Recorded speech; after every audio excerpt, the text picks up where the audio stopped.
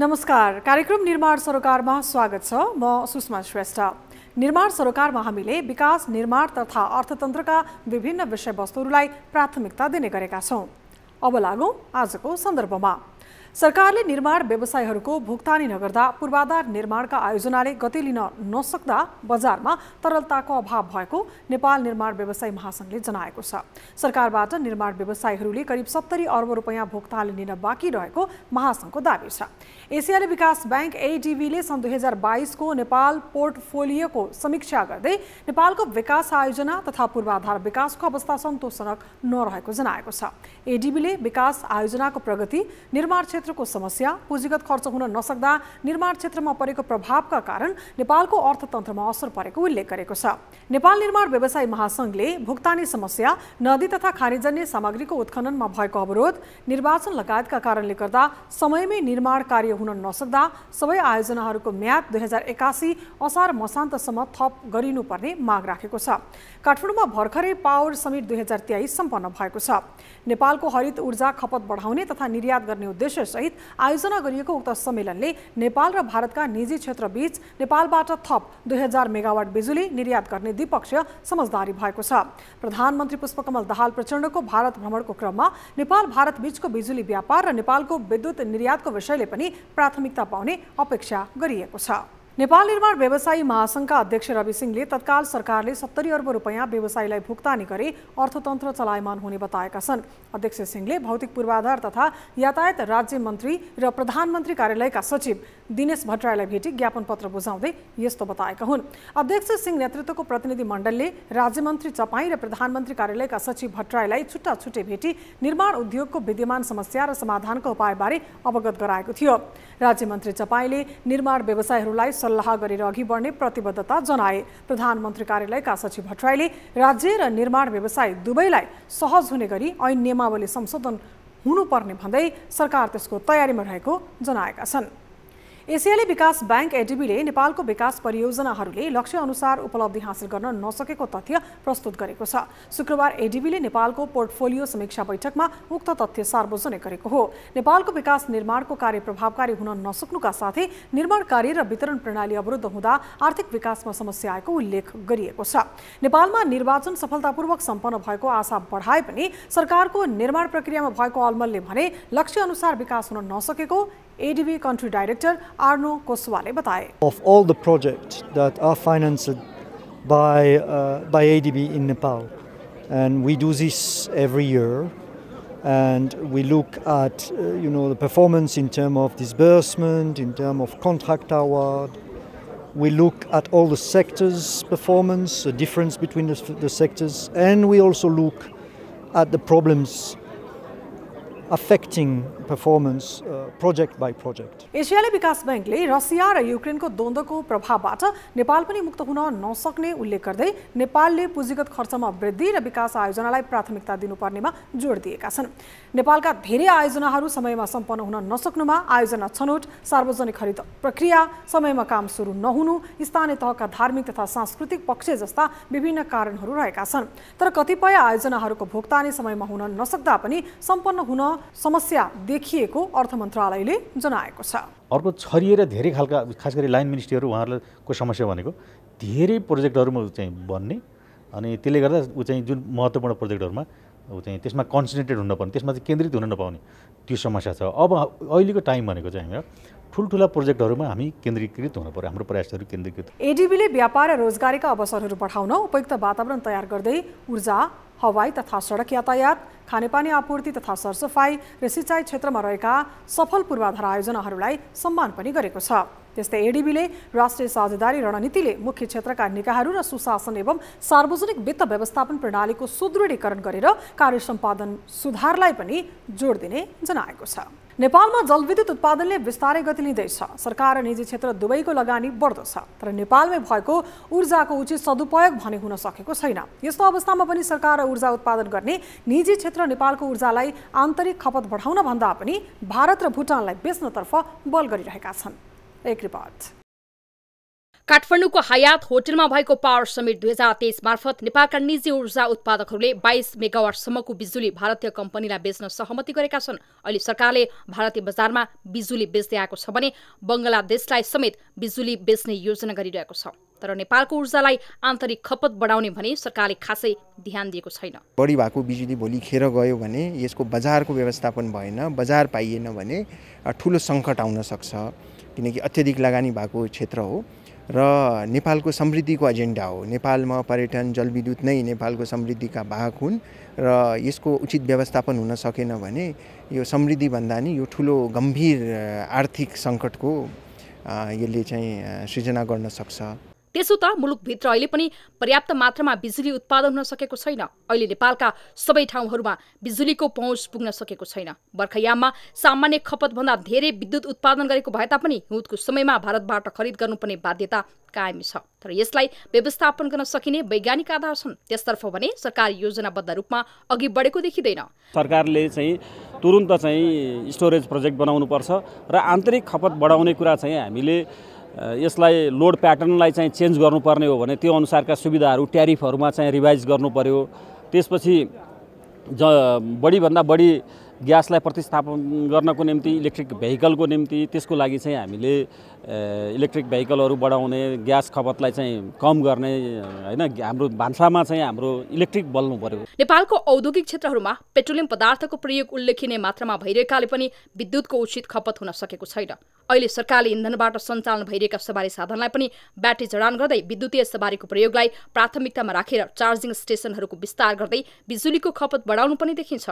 यो चिजमा सरकारले नीति ल्याउनु पर्यो। सरकारले नीति ल्याएपछि त्यसै अनुसारको इनेबलिङ इन्भाइरोमेन्ट बनाउनु पर्यो। पब्लिक प्राइभेट पार्टनरसिपबाट अगाडि बढ्नु पर्यो भन्ने हामीले चाहिँ के अरे दिगो विकास तथा सुशासन समितिमा हामी त्यो रायहरू दिएको थिएँ। अब उहाँहरू पनि केही गर्दैन हुन, त्यसपछि सरकार चेन्ज भयो, फेरि अर्को सरकार चेन्ज भयो। यसले गर्दाखेरि अलिकति कन्फ्युजन त भयो होला, तर पनि अगाडि बढ्नै पर्छ। यसको कुनै विकल्पै छैन। सरकारले विद्युत उत्पादनसँगै आन्तरिक खपतलाई पनि फराकिलो बनाउँदै गएमा पेट्रोलियम पदार्थको आयातलाई विस्थापित गर्न बल पुग्ने देखिन्छ। विद्युत खपत बढाउन केवल व्यापार घाटा न्यूनीकरण गर्ने विषय मात्र नभई मुलुकको समग्र अर्थतन्त्र विकासको बलियो आधार पनि भएकाले यसतर्फ सरकारको ध्यान जान आवश्यक छ। न्युज 24 टेलिभिजनका लागि क्यामेरामा महेश्वर केसीको साथमा टिभी जर्नलिस्ट गणेशमान बस्सेलको रिपोर्ट। निर्माण सरोकारमा अब अन्य बाँकी प्रसङ्ग जोड्दैछौँ। अर्थमन्त्री डाक्टर प्रकाश शरण महतले ऊर्जा क्षेत्र राष्ट्रको आमदानी बढाउने महत्त्वपूर्ण स्रोत भएको बताएका छन्। काठमाडौँमा स्वतन्त्र ऊर्जा उत्पादकहरूको संस्था इपानद्वारा आयोजना गरिएको पावर समिट कार्यक्रममा सम्बोधन गर्दै उनले यस्तो धारणा राखेका हुन्। उनले मुलुकभित्रै बिजुलीको आन्तरिक खपत बढाउन पहल गरिने पनि बताए। अहिले नेपालमा उत्पादित जलविद्युतलाई आन्तरिक खपत बढाउन जोड गरिने र खपत गरेर बाँकी भएको विद्युत भारत र बङ्गलादेश निर्यातका लागि आवश्यक पहल गर्ने उनको प्रतिबद्धता छ। उनले बिजुलीको आन्तरिक माग बढाउन खराइसी प्रायोजनमा विद्युतीय चुलोको प्रयोग, विद्युतीय सवारीको प्रयोग बढाउँदै लगिने समेत बताएका थिए। Also ready to partner with bigger external investors. So I think that will be a big plus because Nepali private sector, a large number I would say, they have already worked and produced results. They have experience and they know how to navigate. त्यस्तै नेपालको ऊर्जा क्षेत्रलाई ध्यान दिने हो भने बजार विस्तार भई अर्थतन्त्रले गति लिने सम्मेलनमा सहभागीहरूको भनाइ थियो। डिस्ट्रिब्युसन ग्रिडको कमजोरी हो। हामीले अहिले चाहे पनि एउटा टोलले बानेश्वरको म बस्छु, बानेश्वरको सबै घरले यदि चाहे पनि, सबै घर पनि नभन्नु, 10वटा घरले एकैचोटि चाहे पनि खाना बनाउन, हामी खाना बनाउने टाइम एउटै हुन्छ करिब। यदि सबैले घरले बनाउन थाल्यो भने बिजुलीमा खाना हामीले नाकाबन्दीको टाइममा देखेकै थियौँ, ग्रिडले धान्न सकेको अवस्था छैन। त्यो ग्रिडले सबभन्दा पहिला सरकारले हाम्रो डिस्ट्रिब्युसन सिस्टमलाई मजबुत बनाउनु पर्यो। खपत वृद्धि गर्ने कुरामा चाहिँ सरकारले पूर्ण रूपमा ध्यान दिनु पर्यो। नम्बर 1 त सबै सरकारी निकायदेखि लिएर निजी क्षेत्रले पनि इबीका चाहिँ इलेक्ट्रोनिक गाडीहरू चाहिँ चढ्नु पर्यो, पेट्रोल डिजलका गाडीहरूलाई विस्थापित गर्नु पर्यो र घर घरबाट चाहिँ खपतहरूलाई चाहिँ वृद्धि गर्नु पर्यो र त्यो अनुसारको चाहिँ भन्सार छुट लगायतका धेरै सहुलियत दिने कुराहरू यो बजेटमा चाहिँ ल्याएर प्रोत्साहन गर्न सक्छ। बिस्तारै बुझ्दै गएपछि हामीले चाहिँ इलेक्ट्रिक भेहिकलको विकल्प छैन जस्तो लाग्छ। अब हामीले डलर तिरेर जुन इम्पोर्ट गर्नुपर्छ पेट्रोलियम, त्यसले गर्दा हाम्रो ब्यालेन्स अफ पेमेन्ट पनि घाटामा गइरहेछ हैन। हामीले यदि इलेक्ट्रिक सिस्टमबाट चाहिँ ट्रान्सपोर्टहरू चलाउन सक्यौँ भनेदेखि चाहिँ नि त्यो ब्यालेन्स अफ पेमेन्टलाई पनि यसले चाहिँ हेल्प गर्छ। ऊर्जा समिटमा 30 भन्दा बढी देशका 300 अन्तर्राष्ट्रिय प्रतिनिधिले सहभागिता जनाएका थिए। कार्यक्रम निर्माण सरोकारमा अब पालो भएको छ निर्माण अन्तर्वार्ताको। यसपटकको निर्माण सरोकारमा हामीले एसियाली विकास बैंकका कन्ट्री डाइरेक्टर आर्नो कोस्वा र अर्थ मन्त्रालयका राजस्व सचिव डाक्टर रामप्रसाद घिमिरेसँग गरिएको कुराकानी यहाँहरूमाझ प्रस्तुत गर्दैछौँ। Well, the objective of this program is to review the annual performance of all the projects that are financed by ADB in Nepal, and we do this every year. And we look at the performance in terms of disbursement, in terms of contract award. We look at all the sectors' performance, the difference between the sectors, and we also look at the problems affecting performance project by project. Well, this is mostly a sovereign project, and well, to be frank, Nepal performance has been declining over the years. Last year, the disbursements ratio was only at 11.5%, when 6 years ago it was in the range of 22-23%. So the government is very aware of this, and we're working together, both with the government and ADB, to try to redress, this underperformance and increase at the same time, capital expenditure, not only for ADB portfolio, but for the government capital expenditure in general. Yeah. There are external factors when we look at last year, for example. So external factors are election, for example, which is a good news for Nepal, but when election happen, activity slowdowns. The focus is more on election than on implementation of project. We also had to cope with this Ukraine Russian war, which has substantially affected, the construction supply chain. So the price of material went up by manyfold, and contractors could not cope with this hike in price. And then we have also to admit that there was still COVID recovery, which was there. We've seen this with Nepali contractors, but also foreign contractors who had, difficulty to remobilize after the COVID crisis. And then there are internal factors. These are well known. We have issues with human resource, not enough staff being deployed to take care of the project. We have high staff turnover also. We have issues with procurement delays, contract management. When when a contractor is not performing, then we need to take appropriate action. When a consultant is not performing, we need to take appropriate action. But we also need to recognize that sometimes projects are not ready. Contracts are signed, but electricity pole is not shifted, water utility is not shifted, so the contractor also has difficulties. So all these contract management issues are very important. Budget allocation is also very important. We have had in the past projects which had insufficient budget, so payment to contractors were affected. And to finish with safeguards implementation, social safeguards, environmental safeguards, tree cutting clearances, and so on and so forth, are really cumbersome and take a lot of time. So we're working again very closely with the government to try to improve the systems, the legal framework, and so on and so forth. Well, in my interaction with the political leadership, I can say that there is a strong recognition that this needs to change. So I'm very hopeful that we can expect some drastic change in the Environment Act, in the forest cutting clearance processes to come in the years to come, maybe this year or next year. It takes a bit of time. But I already know that some ministries and ministers are already working on that. So I'm very hopeful that this will change. Finally. यसमा एउटा मात्रै हैन, धेरै कारणहरू छ हैन। अब एउटा कारण त हामीले आयोजनाको छनौटको बेलामा आयोजना पूर्ण रूपमा तयार भएको आयोजनाहरूलाई कतिपय आयोजनाहरू छनौट गर्न नसकेको कारणले पनि त्यो हुनसक्छ। दोस्रो चाहिँ सार्वजनिक खरिद प्रक्रिया, प्राय भन्ने गरिन्छ नेपालमा सार्वजनिक खरिद प्रक्रिया अलिकता चाहिँ प्रक्रियामुखी, अलिक जटिल, अलि लामो छ भन्ने छ। त्यसको आफ्नै भनौँ न विश्लेषण आफ्नै ढङ्गले गर्न सकिएला, त्यो हिसाबले छ भने। तेस्रो चाहिँ हामीले सबै कार्यान्वयन गर्ने सन्दर्भमा समयमा सुरु नगरेको कारणले पनि छ। चौथो कतिपय चाहिँ हाम्रो आयोजनाहरू खास गरी स्थानीय स्तरमा सञ्चालन गर्ने सन्दर्भमा हामीले यसलाई आयोजना व्यवस्थापन सन्दर्भमा सोसल सेफगार्ड भन्छौँ। त्यसमा खास गरी स्थानीय तहका जनताहरूको गुनासाहरू, कतिपय चाहिँ कल्चरल इस्युहरू भए, कतिपय चाहिँ सामाजिक भनौँ सोसल इस्युहरू भए होइन, जग्गा अधिग्रहण गर्ने विषयहरू भयो। यी कारणहरूले गर्दा चाहिँ अलिकति चाहिँ कम भएको देखिन्छ। तर पनि के हो भने यसमा यी विषयहरू चाहिँ समाधान गर्न नसकिने विषय चाहिँ होइन। यसमा खासै भन्ने हो भने चाहिँ हाम्रो प्रयास चाहिँ नपुगेरै हो।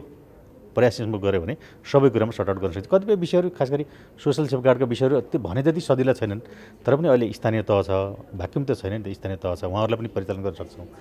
त्यो सन्दर्भमा स्थानीय चाहिँ जनताहरूको आफ्नै इच्छा आकाङ्क्षा होलान्। आयोजना आउने भयो भनेपछि उहाँहरूको पनि कतिपय इच्छा आकाङ्क्षाहरू उर्लेर जान्छन्, अलिकता भनौँ न अनरियलिस्टिक पनि हुनसक्छन्, अवास्तविक युवाहरू पनि हुनसक्छन्। तर त्यो त हामीले बुझाउनु पऱ्यो नि त स्थानीय तहका जनतालाई। त्यसमा हामीले जुन चाहिँ हाम्रो डेलिभरेसन गर्ने हाम्रो भनौँ न चाहिँ बुझाउन सक्ने हाम्रो क्षमता छ, त्यसमा पनि बढाउनुपर्छ। हामीले उहाँहरूसँग निरन्तर अन्तर्क्रिया गऱ्यो भने बुझ्नुहुन्छ नि उहाँहरूले पनि, किन विकास भनेको त सबैको लागि हो नि त। त्यो सन्दर्भमा धेरै जसो बाहिर गुनासो पनि आएको छ, या चाहिँ निर्माण व्यवसायहरूले भुक्तानी पाउनु भएको छैन भन्ने छ। यसमा त्यही कारणले गर्दा नै हामीले एउटा परिपत्र गऱ्यौँ, केही चाहिँ भनौँ न यो मितव्ययिताको नीतिको चाहिँ गत परिपत्र हामीले जारी गऱ्यौँ।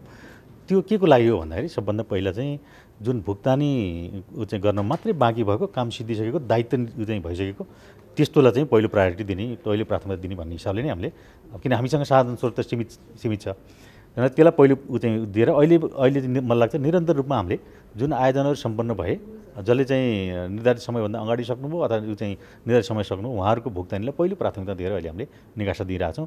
मलाई लाग्छ यो समस्या घट्दै गइरहेछ। दोस्रो चाहिँ अब चाहिँ पुँजीगत खर्चको कुरा गर्नु, यथार्थमा अब यस्तो खालको आयोजनाहरूमा को कार्य सम्पादन स्तर बढेपछि मात्रै पुँजीगत खर्च बढ्ने हो, किन आयोजनाबाट हुने नि पुँजीगत खर्च। अब यस सन्दर्भमा कतिपय कुरा चाहिँ जस्तो चाहिँ बजेट किन कम भयो भन्ने कुरा पनि हुनसक्छ। त्यसमा म्याचिङ फन्ड भन्ने हुन्छ। त्यो म्याचिङ फन्ड चाहिँ सम्बन्धित चाहिँ विषयगत मन्त्रालयले योजना आयोगसँग जुन सिलिङ उहाँहरूले लिनुभएको हुन्छ, त्यो सिलिङभित्रै रहेर म्याचिङ फन्ड बनाउनु पर्ने हुन्छ। त्यसमा अर्थ मन्त्रालयसँग कतिपयले के बुझाइ छ भने यो म्याचिङ फन्ड अर्थ मन्त्रालयले निकासा नदिएको कारणले गर्दा चाहिँ यो चाहिँ बजेट चाहिँ पर्याप्त बजेट भएन भने त्यो यथार्थ होइन। एउटा कुरा चाहिँ त्यो हामी क्लियर हुनुपर्छ। त्यो म्याचिङ फन्ड चाहिँ हामी बजेट निर्माणकै क्रममा त्यो बजेटमा समावेश गर्नु पऱ्यो। हामी के गर्छौँ भने म्याचिङ फन्ड नराख्ने, नयाँ नयाँ आयोजनाहरू प्रस्ताव गर्ने, त्यो चाहिँ हुँदैन। त्यो कारणले गर्दा पनि एउटा नवाब दर्शिन्छ। कतिपय उसमा चाहिँ खास गरी ठुलो उसमा चाहिँ एमाउन्टमा चाहिँ हामीले जग्गा अधिग्रहण गर्ने सन्दर्भमा तत्काल बजेटको अपर्याप्त हुनु स्वाभाविक हो। हामीसँग साधन स्रोत भयो भने चाहिँ हामीले आयोजनाको त्यो भनौँ न कार्यान्वयन तीव्र रूपमा बढ्ने भयो भने हामीले निकासा पनि दिन्छौँ। तर अब अहिले जस्तो अब चाहिँ भनौँ न अलिकता हामी फिजिकल साइडमा एउटा प्रेसरमा छौँ नि, त्यो अवस्थामा चाहिँ कतिपय उसमा चाहिँ भनौँ न अहिले प्रगति भएको पनि जस्तो यहाँले हेर्नुभयो भने कतिपय आयोजनाहरू ठुला आयोजनाहरू भनौँ सुनकोशी मरिन उसमा चाहिँ हामीले निर्धारण गरेको समयभन्दा अगाडि गर्नुभयो, हामीले भुक्तानी उहाँहरूलाई चाहिँ यो वर्ष गरेको भन्दा पनि रकमान्तर गरेर बढी भुक्तानी पनि दिएछौँ कतिपय यसमा, जसले राम्रो चाहिँ गर्नुभएको छ। तर धेरै जसोमा त्यो केस छैन, कार्यान्वयनको स्तरै कम भएको छ। खालि उहाँहरू चाहिँ भनौँ न हामी चाहिँ कस्तो भयो भने ठेक्का लगाउनलाई चाहिँ एकदमै उत्साही हुन्। ठेक्का लगाइसकेपछि काम भयो कि भएन मोनिटर गर्नु पऱ्यो हामीले होइन, इभ्यालुएट गर्नु पऱ्यो, त्यसमा करेक्सन गर्नु पऱ्यो। त्यो कुराहरूमा हाम्रो कमी कमजोरी छ। कमी कमजोरी स्वीकार नगरिकन सुधार हुँदैन। त्यसैले म चाहिँ के पक्षमा छु भने हामीसँग भएका कमी कमजोरी हामीले सुधार गर्न चाहिँ स्वीकार गर्नुपर्छ। स्वीकार गरेपछि सुधार गर्न सकिन्छ। आजको लागि कार्यक्रम निर्माण सरकार यति नै। तपाईँको आफ्नो स्थानीय क्षेत्रमा भएका विकास निर्माण तथा निर्माण क्षेत्रका विषयमा कुनै पनि गुनासो तथा समस्याहरू छन् भने हामीलाई सम्पर्क गर्न सक्नुहुनेछ। विकास निर्माण क्षेत्रमा लक्षित निर्माण सरकार कार्यक्रममा समावेश गर्न सकिने विषयवस्तु तथा सामग्रीको विषयमा तपाईँका केही सुझाव तथा प्रतिक्रिया छन् भने हामीलाई मोबाइल भाइबर इमेलबाट 24 हेल्प डेस्कमा सम्पर्क गर्न सक्नुहुनेछ। अहिलेलाई कार्यक्रम निर्माण सरकारबाट बिदा दिनुहोस्। नमस्ते।